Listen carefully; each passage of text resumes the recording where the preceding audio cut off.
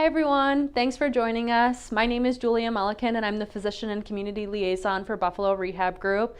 Tonight I am joined by Registered Dietitian Noelle Citarella. Hi Hello. Noelle. Thanks for having me again. Oh, we're so excited to have you back. So tonight we're going to be talking about all things nutrition, really to help you kind of live a balanced life, just really simple, easy tips to do consistently that are going to make an impact in the long run, right? Yep. So do you want to go ahead and introduce yourself and tell everyone a little bit more about you? Yeah, sure. So I'm Noelle Citarella, Registered Dietitian Nutritionist. I work with Buffalo Nutrition and Dietetics, and my location is out of Dent Tower. I started my nutrition studies in San Diego, so did my undergrad at San Diego State University, and then went to UB to do my dietetic internship. And it was there that I decided to stay on, do a master's degree with a thesis and kind of narrow in and focus on kind of nutrition for neuro. And I did my thesis on how nutrition interventions can impact people specifically living with MS, and kind of hunkered down in the neuronutrition field, and that's how I kind of ended up at Dent Tower. So yeah, very nice. My little snippet of how I ended up where I am. Awesome. And I've also remember that you are a published author too. Yes. Yep. So I published my first cookbook, because who knows, there might be another one. Yeah. In 2019, and it's the Multiple Sclerosis Diet Plan and Cookbook. So it's really just lots of information in the beginning about inflammation and how diet can impact inflammation. So the diet plan piece of it is really just a anti-inflammatory diet. The recipes are fairly simple, so not, a long list of ingredients. Which is what we all need, right? Yes, exactly. And there is a diet plan in there, but I always remind people you don't have to follow it to a T. It's just there because some people really want a meal plan. Yeah. So I put it in there. Awesome. So I think we can all agree that there is a lot of confusing and oftentimes, warring ideas about nutrition and exercise programs too. So let's just start out in really broad terms, because I think a lot of people are just lost and unsure of what to eat, right? Mm-hmm. So when someone tells you that they want to start eating healthier, what does that usually mean to you, and where do you start?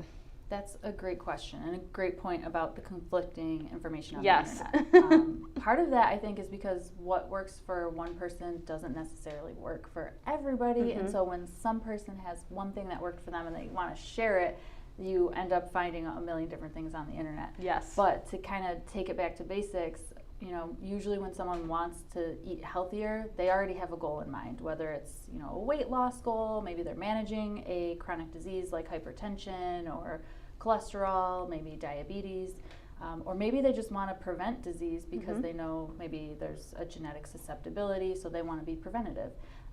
They have a goal in mind, and so what I like to do is to kind of meet them right where they are and help them, what's the primary thing we could change to help you get to your goal.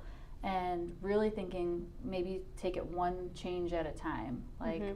Let's see what I'm doing right now, and what in my lifestyle that I'm doing every day is actually going to impact my health in a negative way. How can we change that mm-hmm. and add something that's positive? Yeah, and I think a lot of people, they do look towards diet, or maybe it's exercising a ton, but I think there's also other components that are maybe not looked at as that are also equally as important, right? Absolutely. So even timing of meals, making sure you're getting not just enough sleep, because mm-hmm. a lot of people think, oh, well, I get 8 hours of sleep a night or 10 hours of sleep a night, but is it quality sleep? Mm-hmm. Eating too close to your bedtime can be something that can impact sleep quality.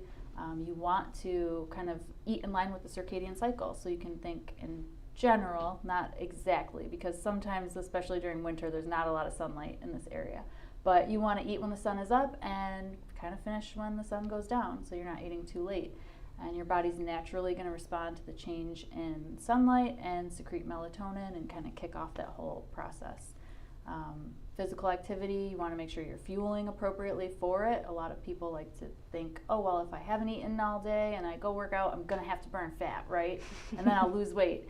But it doesn't always work that way. So you want to make sure you're fueling so your body has what it needs to, have good athletic performance when you're exercising. Yeah, and then another thing that I found too is just like drinking water, right? Yeah. It's a great easy. It's like step one. Make sure you're hydrating enough, and coffee doesn't count. So I'm sorry. I always like to try to meet people where they are. So if you are drinking, 8 cups of coffee a day, maybe you just start by reducing it by 2, and maybe eventually you get down to like 1 or 2 cups of coffee in the morning, and then you're done. Yeah, you can't take my 1 cup away from me, Noelle. No, it's I the won't. only thing that makes my day in the morning. You can keep it. Good. All right, so a lot of times though, when people try to do like a diet or try and maybe make healthier choices, they often fail. So can you kind of talk on why that frequently happens? Sure. So I think, there's a lot of different things that may be going on. Maybe the diet pattern is too restrictive. Maybe the caloric goal is too low. But the bottom line is it's not sustainable. So success comes with making changes that you can sustain over the long term. So it's the choices you're making on a daily basis that really add up and then lead to, you meeting your goals. If it's looked at as like this short term, I need to lose weight for XYZ, or, I just want to lose 5 pounds, let me do this really strict diet so that I do it.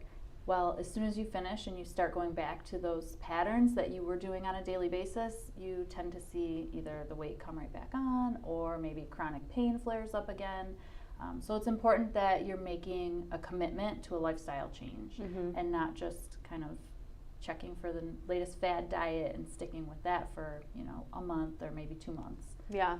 So let's talk about that too. A lot of the diets that I think people hear is talking about taking out things, right? Like you're removing carbs, you're removing like meat eaters for somebody that's maybe, interested in that, or dairy or gluten or all these different parts of it. But instead of talking about removing things, why don't we just talk about maybe ways that we can add things into a plate to help make it overall a better meal for them? Perfect. Good idea. So I like to focus on that too when people are coming to me, they don't want to go to the dietitian because they think, oh, you're going to tell me all the things I can't eat. But I'm like, no, we're going to tell you all the things you should be eating more of. So dark leafy greens, definitely something you should try to include in your diet pattern daily if you can. Legumes, so think any type of beans, chickpeas, lentils, black beans, white beans. You should aim for daily. Most people are like, a couple times a week is more realistic, but hummus does count. So if you're using that as a snack, that's one way to get it in. Nuts and seeds, you should really aim to include them like at least an ounce 5 times a week for those healthy mono and polyunsaturated fats. Olive oil, definitely one of the most healthy oils you can possibly include in your diet pattern. It is monounsaturated fat, so it's a healthy fat, but in addition to the fat composition, it has over 500 naturally occurring polyphenols, very anti-inflammatory. So Mediterranean diet comes out on top all the time, and probably because they eat a lot of olive oil. Olives also, very rich in polyphenols too, so you can include olives in your diet pattern. What else do you want to add more of? Cruciferous. So I said leafy greens first right off the bat, but really you want a variety of vegetables. So leafy greens daily, cruciferous vegetables. So think of things like broccoli, cauliflower, cabbage, even kale for people who like kale, bok choy, and then colorful. So your colorful bell peppers, you want to try to aim for a rainbow every day. So maybe it's beets, you can do golden beets, red beets, eggplant, your purple, and high fiber fruits. So I know sometimes fruit gets a bad rap, especially bananas. I don't know why, but everybody's like, I can't eat bananas, that'll make me fat. But you can eat bananas. They can be part of a healthy, balanced lifestyle. Just balance it with protein and maybe a healthy fat. So maybe you're having banana with peanut butter as an example.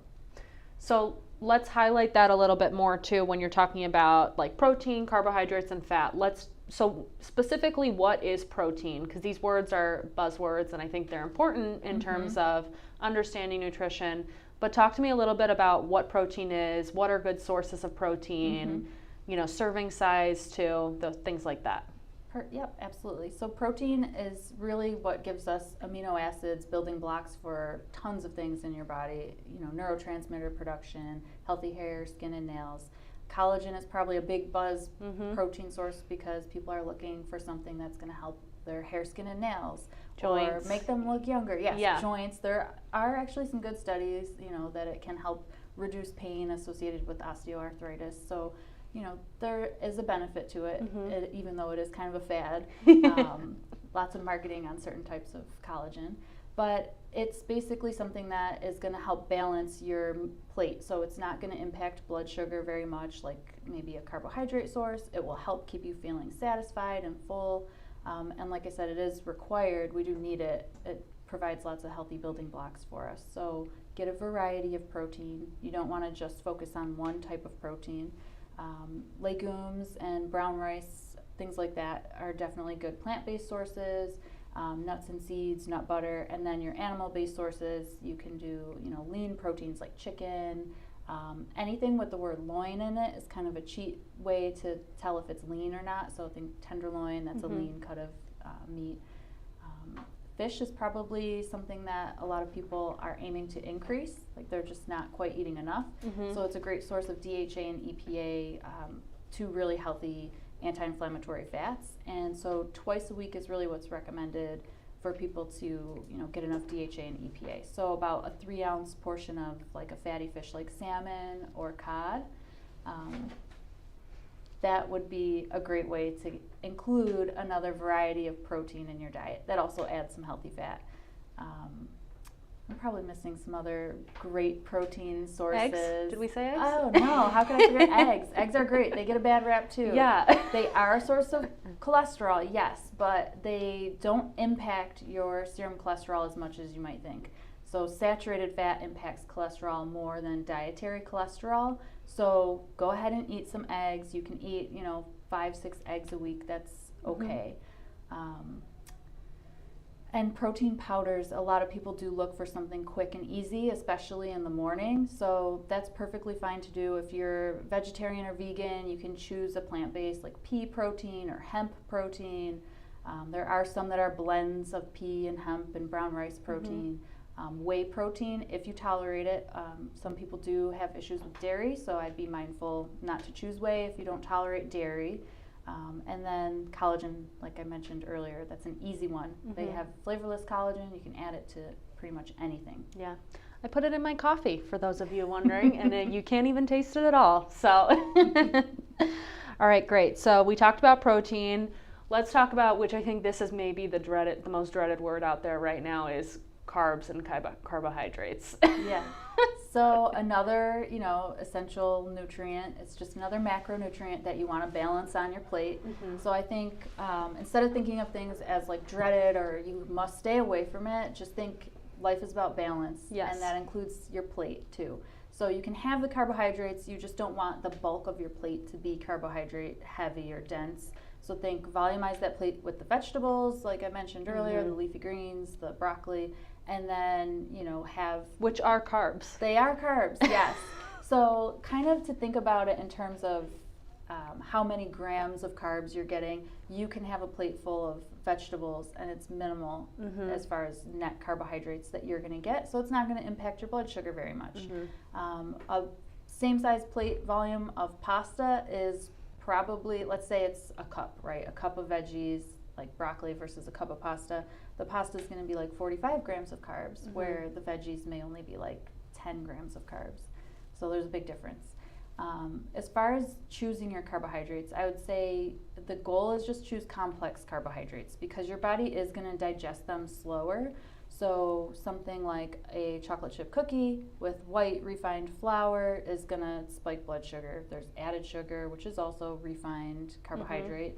And then take, something like white beans or lentils or 100% whole wheat pasta or bread. You're going to digest that a lot slower, so you don't get as much of a spike. And can you talk about maybe how fiber is incorporated into that? Because I think a lot of the complex carbohydrates that you're talking about utilize that. Yep. Yes, absolutely. So the refined carbs are going to be void of the fiber piece. Fiber does help you digest slower, so it helps keep you feeling nice and full, in addition to that kind of blood sugar management perk as well. And then on top of it, it's providing a really great source of fuel for your microbiome. Which is what? for those all at home? bugs that live inside your digestive tract. So in the large intestine, you have, this really diverse, place of all different kinds of ecosystem, right? bugs. Yeah, exactly. We do maybe have some that are less, desirable strains, but as long as your beneficial strains outnumber them, then you're in good shape. The bacteria that reside in the gut are fermenting fiber that we eat in our diet from whole grains, oats, all the things I mentioned earlier. And they're producing really beneficial byproducts for us. So short chain fatty acids, primary source of fuel for your gastrointestinal tract cells. They're constantly turning over just like our skin cells, so they need, a good source of fuel. The bacteria in our gut are also producing vitamins, so vitamin K, biotin, lots of good beneficial things. And actually, like 90% of your body's serotonin is actually produced in the gut by your microbiome. So very beneficial. You want to make sure they're fed. You can think, you wouldn't invite guests over for dinner and not have anything to feed them, right? So keep your microbiome fed too. Keep them happy. Great. The last part, so we talked about protein, talked about carbohydrates, so the last is fats, right? Kind of walk me through what that looks like, portion sizes, and some of those healthy fat sources too. So fats, I would say there's really kind of three big groups. There's the saturated fat, mono unsaturated, and polyunsaturated. Trans fat really you shouldn't see on food labels anymore because it's really been banned because of the really high risk associated with cardiovascular disease. So then we'll just focus on the three, the saturated, mono, and polyunsaturated. So saturated fat is more like our animal-based fats, so cheeses, fatty animal proteins, and palm oil, coconut oil, also really high in saturated fat. So you just want to kind of limit those. Should be about 10% of total calories from saturated fat, and then the rest come from your mono and polyunsaturated fat. So olives, olive oil, avocado for your mono unsaturated fat, which avocado also a great source of fiber. So two birds, one stone. Keep your gut microbiome happy and get your healthy fat. And fat does help keep you feeling full too, so it's something you want to include in your meals too. And then your polyunsaturated fats, think your nuts, seeds, and any nut seed oils. Awesome. I think that covers it. Yes.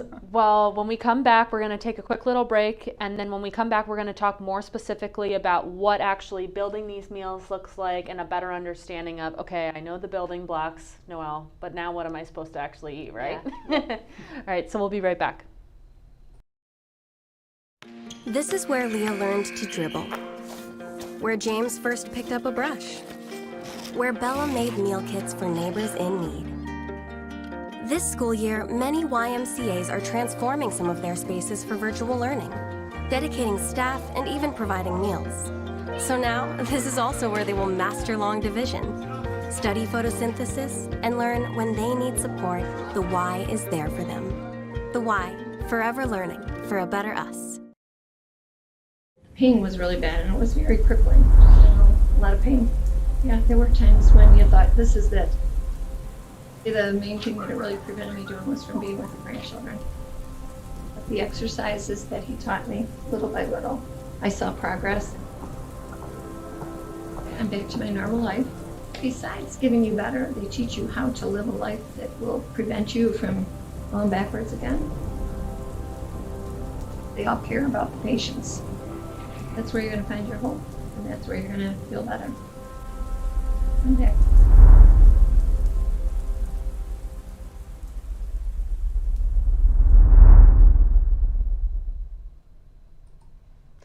Hello again. So hope you stood up, you got your water, took a quick stretch break. So now we're back and talking more about nutrition, right? Yep. All right. So I like details. I'm a very detail-oriented person, Noelle. So I want to know, walk me through like a breakfast, a couple options there, maybe some lunch and dinner options, because I know lunch and dinner can kind of work together pretty quickly too. But what are some example meals or ways to build a meal that would be, really solid and foundational for them? Sure. So I guess we'll start with breakfast, since that's, considered one of the most important meals of the day. You have been fasting all night over, if you stopped eating after dinner like you're supposed to because the sun went down, circadian Circadian cycle, rhythm, yeah. yep, your body's depleted the glycogen stores, you need to eat in the morning. So you wake up, you want to find balance. I don't have any good breakfast, examples here, but I'll just give you a couple of my favorite. So I know we showed you like a make-ahead egg bake, which was in some of the ads for this, but just for those of you who didn't see it, it's something that you can prep ahead of time. It doesn't have to be like, the muffin tins, single serving. You can do it in an 8x8 pan or 9x13 if that's what you have. Basically, you just take the eggs, mix whatever vegetables you want. So let's say you're doing 8 eggs in an 8x8, and you're gonna mix in 3 cups of whatever vegetables you want. Spinach, onions, peppers, maybe a sprinkle of feta cheese, and bake. And you have breakfast ready to go for at least 4 days. And what you can do is add something, to the side. Maybe it's a whole grain, homemade muffin, a whole grain slice of toast, something, to add a little bit of carbohydrate to that. Or I guess this would be a good example, some fruit. So this is about 1 cup of raspberries. It looks like a lot, but this would not be that many calories, and it's about 8 grams of fiber. So really great way to boost your fiber in the morning. Another option I really like, which is also make ahead, for people who maybe they say, yeah, I hear oatmeal is really good for you. There's some beta-glucan fiber in it, which is super good for my bacteria in the gut and lowering my cholesterol, but I don't want to cook in the morning. You could do overnight oats, which is super simple, but I've been really loving, it's called an oatmeal bake. So you basically add your oats, your eggs, milk of your choice, so it could be almond milk or oat milk if you don't do dairy, seasonings of your choice. I would highly recommend cinnamon, and then maybe some colorful berries, so it could be frozen cherries or blueberries, and you put everything together in your dish. Actually, there's a little fat in it too, so you could use butter or coconut oil, olive oil, whatever kind of fat you want to use. Bake that, and you'll have your oat squares ready to go for 4 mornings. So you have some easy options you can make ahead. That specific option is only about 5 grams of protein, so you could add like a breakfast sausage on the side if you wanted some additional protein. Or like Julia said, you could add a scoop of collagen to My your collagen coffee. And 1 scoop is like 10 grams of protein, so that would be perfect. I've also heard of people, even too, with like oats, you can bake the collagen Yes. into the oats too. Yep. So you could just like dump it in when you're making that recipe. So I would mix it with the liquid and then use that. It'd be like, you proteined up whatever kind of milk you were using for your recipe. So lunches and dinners, what I like to do in my house anyways is leftovers for lunch. So you could think of these as very similar meals, or maybe you're just, prepping ahead. So maybe you do a sheet pan of a couple chicken breasts with mixed vegetables. So if you want to use extra protein for a salad for lunch, and maybe do the roasted veggies with your protein for dinner, so you don't feel like you're eating the same thing over and over again. I do have some sample items up here just to give you an idea of portion sizes. Kind of just to give you an idea, plate size is a factor. If you have really large plates at home, you're gonna be more inclined to want to fill them up, and so it's really easy to overdo portion sizes. This is like an example of a carbohydrate portion size. It's a 1/3 cup. If you have a really large plate, you're more likely to do like maybe a whole cup of the carbohydrate because their plate just looks empty. You want to fill it up. This is a whole cup of cooked asparagus, or you could imagine it's green beans. That's what it looked like more to me, was Yeah, a little bit of exactly. green beans. It's supposed to be asparagus. But technically, a cup of cooked vegetables is 2 servings of vegetables. Oh, that's good to know. Yeah, so this is 2 servings of veggies right here, a 5-ounce piece of salmon, and a 1/3 cup of pasta. So this would be a really nice balanced dish. This would be 1 serving of vegetables because it's raw. So raw veggies, 1 cup is about a serving. So whether it's leafy greens, carrots, celery, just so if you're kind of aiming for a goal, like maybe you say, I want to have at least 4 servings of vegetables a day, that'd be 2 cups of vegetables. And then maybe you slowly increase it once, that becomes your habit. This is a piece of chicken. It's 3 ounces. I don't know if you can tell from the virtual nature of this, but it's not that large. So really, it doesn't take a lot. This is 20 grams of protein. So it doesn't take a big portion to meet protein needs. And then I do have some other kind of items here. Hydration, we mentioned, super important.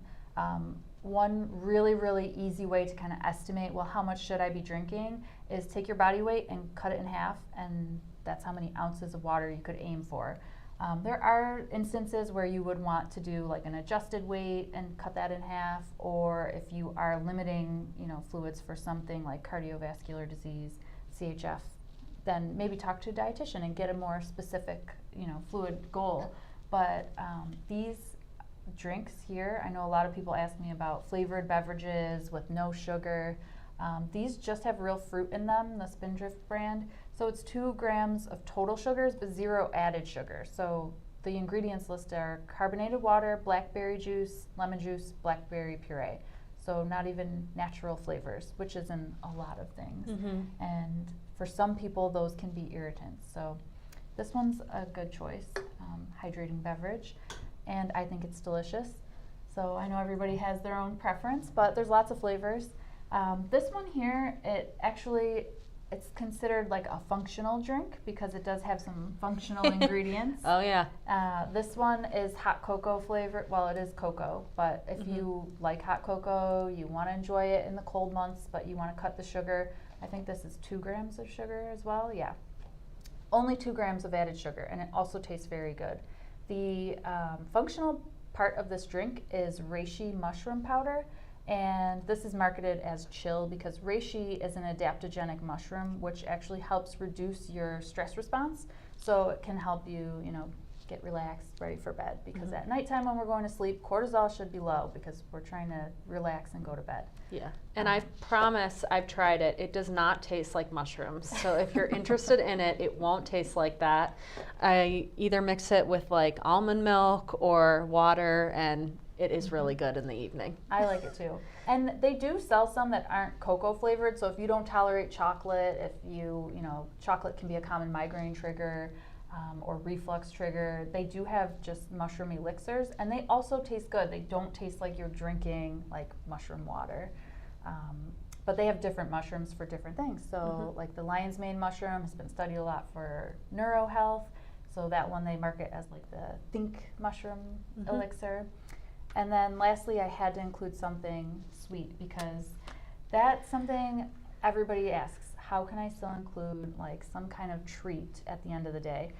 You don't have to eat chocolate. Like I mentioned earlier, not everyone can even tolerate chocolate. It might cause reflux for you. But if you're going to eat chocolate, you might as well choose dark chocolate. This one's 85%. So yes, it's still going to have saturated fat like milk chocolate does, but it's significantly less sugar. This one only has 3 grams of added sugar per serving, which is like a big bar. It's a lot of chocolate. Yep. It's very satisfying. And it has 3 grams of fiber, which is 11% of your daily value. So that's pretty good for a sweet treat. And 30% of your daily value of iron, which is also a really good source of iron. So it is plant-based iron, which our body has a little bit of a hard time absorbing without vitamin C. So you could just pair it with some strawberries or raspberries, and voila, you have a perfect little nighttime snack. Have your exactly. chocolate on chocolate if you're really into it for that day. So we talked about our meals too, and I think you had mentioned earlier that hummus was a great snack, but any other additional snacks to kind of get them through, like typically if you're in an office setting, it's that 3 p.m. slump or something where you just need something? Yep, so hummus, just to circle back to it, I would pair with something like carrots. They're very crunchy, they kind of force you to eat a little bit slower so you can be more mindful and you get to feel satisfied and full from the snack.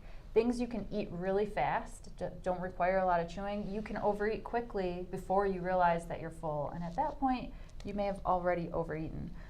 So carrots, celery, bell pepper slices, cucumber slices, whatever vegetables you like. Some people like green beans raw and tomatoes raw, that's fine.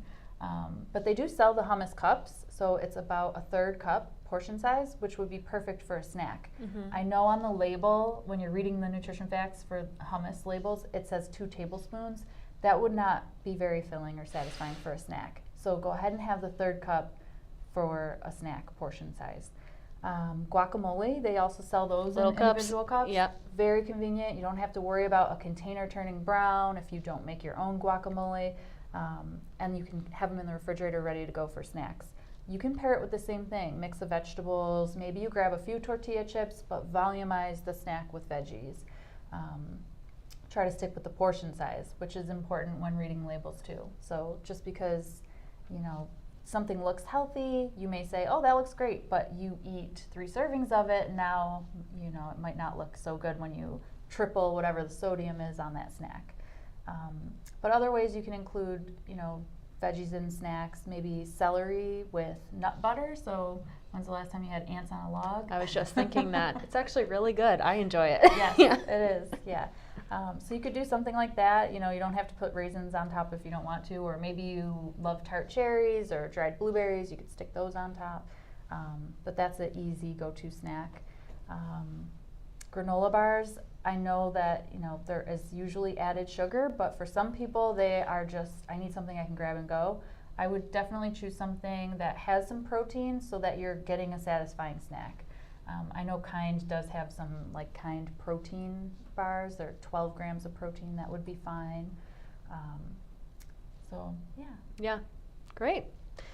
So now, okay, they've kind of got their basis of what they should be doing more consistently, but when those time comes where they want to maybe enjoy their favorite foods that aren't as healthy, or maybe they have birthday parties or things like that, how can they still enjoy those foods, but without, you know, letting it all go and just digging in, right, and going crazy? Well, I think part of it is mindset.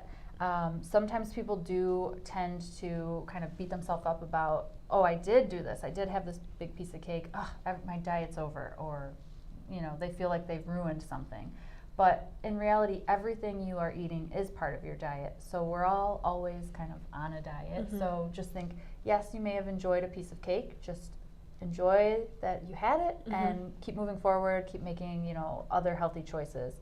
If you're being mindful, kind of being present in the moment, you're preparing for this, you know you're gonna have cake, maybe it's you know, mindful decision, I'm gonna have a small piece and maybe fill up my plate with something else.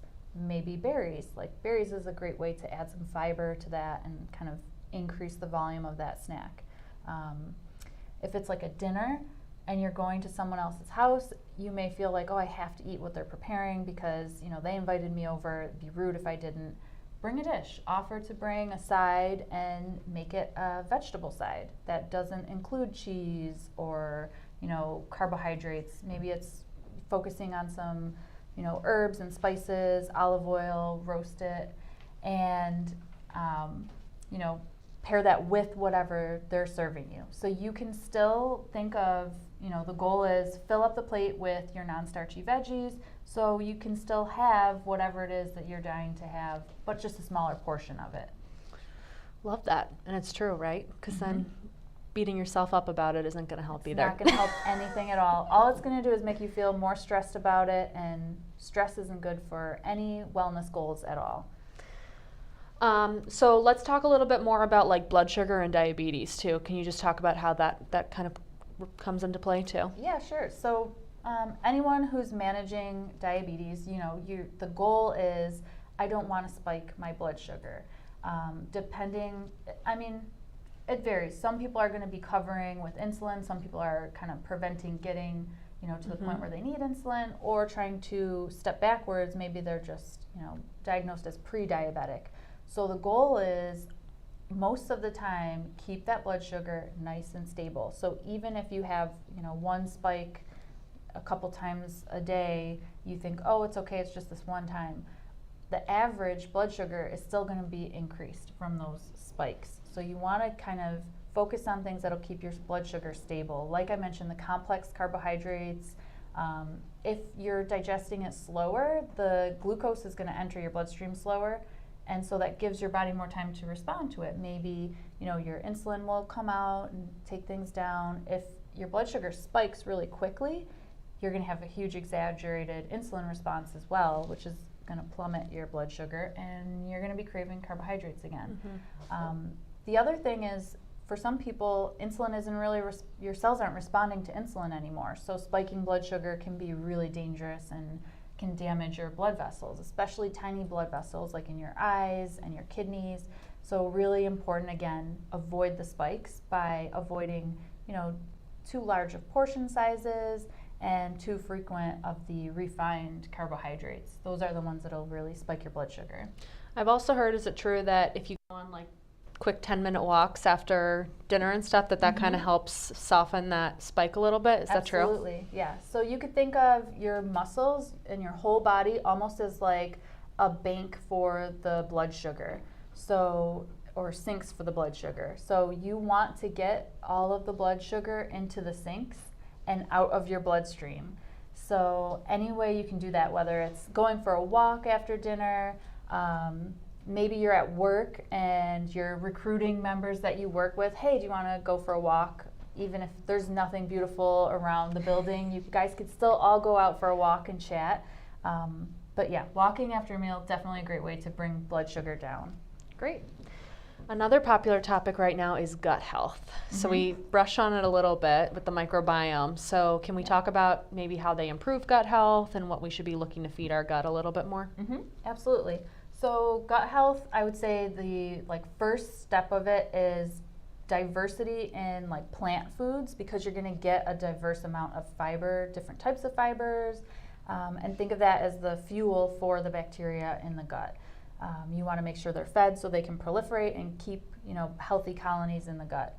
High fiber foods, so I mentioned raspberries, a really high fiber food, but apples, pears, artichokes, broccoli, oats, like your oatmeal, all your legumes, nuts and seeds are also high fiber. And then kind of thinking the bugs, how do I know I have healthy bacteria in my gut? Maybe some people feel like, well, I've done a lot of antibiotics in the past. Do I need a probiotic?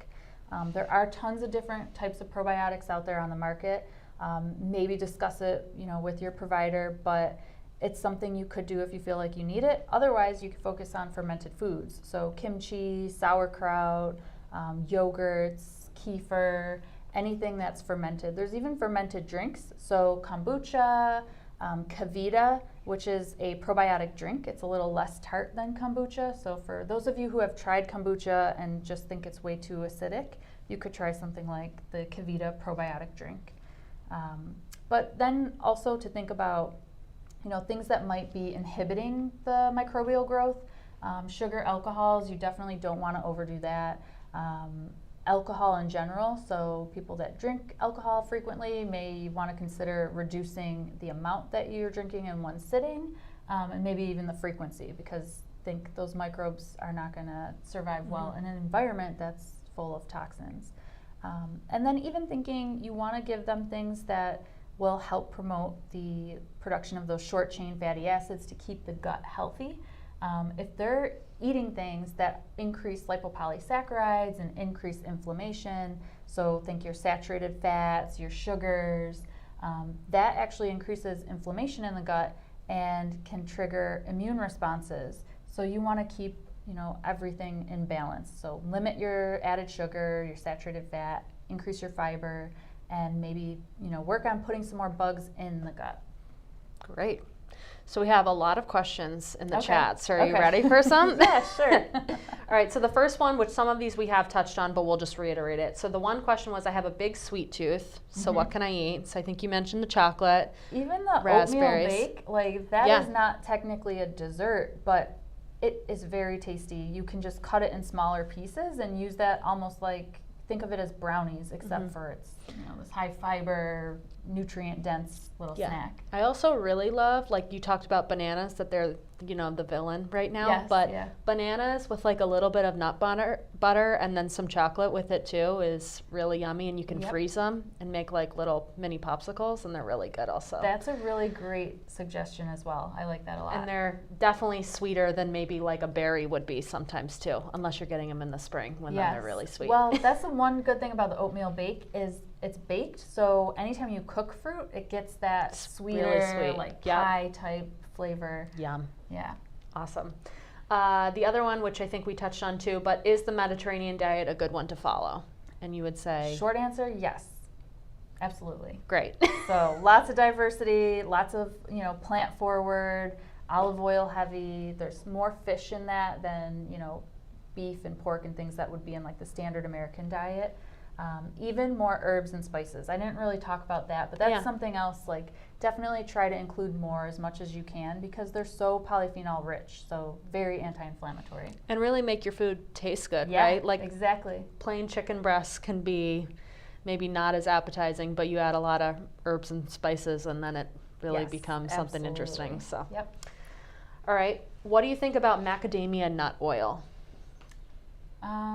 It's fine. It wouldn't be my first recommendation, but it's definitely a healthy, oil. It's a little bit higher in saturated fat than some other choices. Not as high of a smoke point either. So I would say, like, cooking wise, maybe like medium heat if you're using that, and maybe use it as a finishing oil if you're using it for flavor profile. Okay. We got 2 questions on collagen. How much collagen should you consume or shoot for? And then the other one was, what collagen do you recommend adding to your diet? Okay, so as far as the amount, really you don't have to use a collagen protein. Mm-hmm. So your body, when you're ingesting collagen, is really going to break it down into those amino acids and use those amino acids that you could get from other protein sources. Absolutely, like, use it if you would skip protein in the morning, because I'd rather have you have adequate protein intake than have inadequate intake because you are like, I just want to eat, only real food sources. Yeah. Because Noelle said I don't need collagen, right? My body can make all those amino acids from digesting other protein sources. As far as the brand goes, there's no specific brand I would recommend over another, but I will say there are a lot of like popular brands like the Vital Proteins. A lot of people really like that one. That company sells a lot of different flavors and different ways you can ingest it. So they have like little bottles of water that are already flavored, so you get your hydration and a little protein. You can get the powder, flavorless, like we were talking about, and just add it, to anything you want. Baking, coffee, tea, whatever you want to do. Soup. Yeah. I think the biggest thing maybe for that too is, since it is ground up, and you can tell me if I'm wrong, but maybe just like the quality of the collagen, so more like grass-fed collagen versus like a regular like agricultural animal. Correct. Yes. And it's just depending, like a lot of people also want to make their own broth. So again, it's like the sources. Bone broth, there you go. You can make your own. So if you're choosing your organic, chicken or whatever it is you're using to boil the bones and make your own broth. Great. I am lactose intolerant, but my doctor said I need calcium. What can/should I eat? So dark leafy greens, honestly, the easiest way is fortified, like non-dairy beverages. So I do recommend that for my patients. Like if they need to get calcium in, 1 8-ounce glass of, let's say, almond milk or oat milk, something like that, is about 30% of your daily value. So even if you're only having 1 8-ounce glass a day, or maybe you're using it in baking, like I mentioned that oatmeal bake, you need, some milk for that. That would probably be the number one source. And then your dark leafy greens. If you're going to supplement it, because I do have some patients where their physicians are recommending really they need to supplement because maybe they have some osteopenia going on, just make sure you're also supplementing your vitamin D, your magnesium, vitamin K. You don't want that extra calcium depositing in your vasculature. So ideally, make sure you take everything you need for the bone building recipe, which includes the D, magnesium, vitamin K. Phosphorus is in everything, so don't worry about that one. Somebody asked another question, where do you buy collagen? Grocery store? Wegmans, online, Whole Foods, Amazon, wherever you are comfortable purchasing it. Is a slice of cheese considered a protein?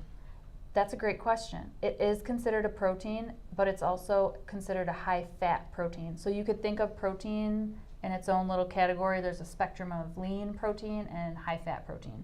So that's going to be high-fat. So you want to keep the portion a lot smaller. I wish I had like a little sample, but it would be like a 1 ounce portion would, be like a third of this. That would be, maybe you have 2 to 3 ounces in one serving maximum. Okay. What brand is the chocolate? Oh, this is from Aldi's, Moser Roth. You can use any brand you want. This one is fair trade, which I like. I always try to choose something that's either fair trade or equal exchange. But again, that's a personal preference choice. So yeah, this one's from Aldi's. Great. People ask for more details on the canned drink, the beverage. So. Oh, okay. So it's sparkling water. It's just flavored with a fruit puree. So that one is blackberry, but there's raspberry lime, there's pineapple, there's all different flavors. But 2 grams of sugar, and it's just naturally occurring from the fruit puree that's added to it. Say fruit puree 3 times real fast. And then grocery store? Yes. Wegmans? Wegmans, Target, Whole Foods. And there's a lot of variations of these now too, so people probably could try out their Spindrift or other brands too. Yep. Great. And then are cooked apples higher in sugar than raw apples? Not significantly, no. I would say even within the apples spectrum, some people will say, oh, I only choose Granny Smith because they're lower sugar, but it's very minimal. In general, you can think of a medium apple is about 15 grams of carbohydrates, and that's across the board. Just a general. Yeah. Plus, whatever apple you enjoy, that's the one you should eat, right? Exactly. Yes. Cooked, not cooked, whatever you enjoy. Great. Well, thank you, Noelle. This has been welcome. very helpful, and hopefully all of you guys are ready with your newfound changes. If they want to get in touch with you or maybe work with you, how should they reach out to you? So our website is Buffalo Nutrition and Dietetics. There is actually a link right on the website for patient portal. You can check out all the other dietitians in the practice. We all have kind of our own little area of interest. So maybe you liked the talk today and you want to work with a functional registered dietitian, and maybe you have specific goals. Maybe you're an athletic, maybe not an athletic trainer, but let's say you're an athlete, you're into sports and you want to boost your performance. Maybe working with Trisha would be an ideal fit for you. Or you want to learn about nutrigenomics and look at your DNA. Trisha's also would be a great fit for you. Ashley does focus on culinary nutrition, so maybe you are like, I really need to get more confident in the kitchen. Can you help me? Erica's more GI focused, and Carly is women's health. So full spectrum, all different areas of interest. So Buffalo Nutrition and Dietetics.com, and you can go to the patient portal and get started. Great. Well, thank you guys so much. We hope you enjoy your evening and have a wonderful